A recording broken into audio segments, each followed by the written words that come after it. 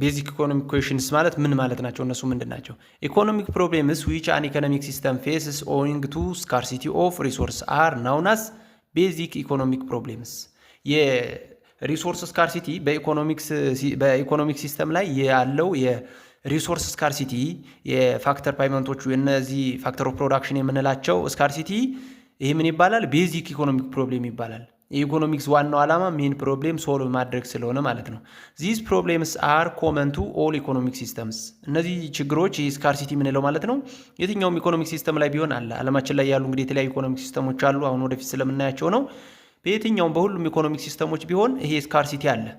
they are also referred to as ሴንትራል ፕሮብሌምስ ኦፍ አን ኢኮኖሚ። ለዚህም ነው እንግዲህ እነዚህ ችግሮች ይሄ ስካርሲቲ ችግር ሴንትራል ፕሮብሌምስ ኦፍ ዘ ኢኮኖሚ የተባለውም ለዚህ ነው ማለት ነው።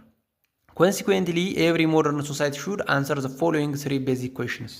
በዚህም የተነሳ እንግዲህ ስካርሲቲ በመኖሩ የተነሳ ያለንን ስካርስ ሪሶርስ ፉሊ ለመጠቀም ወይም ኢፊሽንትሊ ለመጠቀም አንድ ሞደርን ሶሳይቲ በኢኮኖሚክስ ህግ መሰረት እነዚህን ሶስቱን ፕሮፐርሊ መመለስ መቻል አለበት ማለት ነው። የመጀመሪያው ነገር እንግዲህ what goods and services are to be produced ነው። ምንድን አይነት ፕሮዳክት እናምርት ማለት ነው። ምን እናምርት ብሎ መጀመሪያ መወሰን መቻል አለበት። ከዛ ሁለተኛው ደግሞ how to produce goods and services። ሁለተኛው ደግሞ ምን እናምርት ብሎ ከወሰነ ያን የወሰነውን ፕሮዳክት እንዴት እናምርተው፣ ምን አይነት ቴክኖሎጂ ተጠቅመን እናምርተው፣ ምን አይነት ቴክኒክ ተጠቅመን እናምርተው፣ ላበር ኢንተንሲቭ እናደርገው ወይስ ካፒታል ኢንተንሲቭ እናደርገው።